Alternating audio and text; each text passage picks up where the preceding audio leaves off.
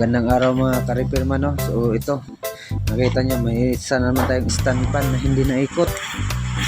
Yan, binuksan muna natin. Pasensya nyo ng yusi-yusi, kaya yusi na yan, libangan lang yan. Yan, binaklas natin unti-unti. Nakikita yung kulay itim ng kapasitor. Sinest natin, open naman yung kapasitor, kaya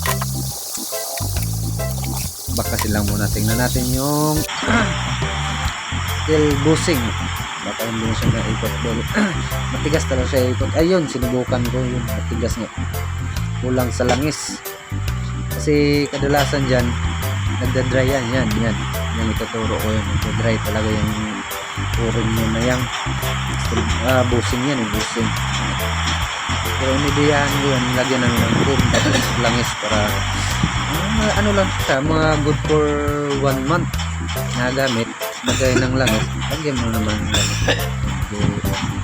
Medyo naubot ako sa sigarilyo. Huwag nyo naman pansinin dahil yun ang ano natin, kumbaga libangan ba.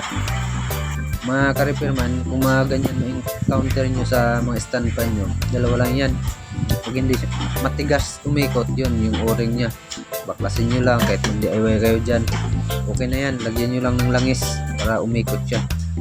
Yun, nundot ko pa yung foam na nilagay na istakan ng langis natin, kaya inayos ko muna yan, lagyan ko ng langis yan. Linis muna, importante malinis. Instead na nagbaklas na kayo, gawin nyo na lahat paglinis kahit ano dyan, total nabaklas na rin, lagyan nyo na lahat. Ayan yung palang kasama ko sa maintenance, balay tatlongan pala kami dyan. Yun, naghanap ako ng washer ko, nalaglag, kaliit pa naman, hirap hanapin mga ka-repairman. Ayun, nakita ko na, sinubukan ko, binalik ko na, pinas forward ko lang mga ka-repairman para mabilis. Ayun, okay na, nilagay ko na yung cover nya.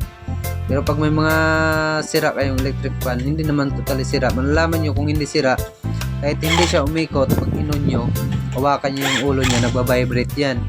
Pag nagbabibrate na hindi umikot, ibig sabihin goods pa yan. 1, 2, 3 pindutin nyo. Pag nagbabibrate, okay pa yan.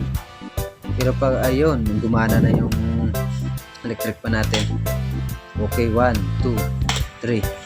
Tandaan nyo lang mga ka-repairman, kahit sa inyong bahay, kahit wala kayong mag-DIY lang kayo, pag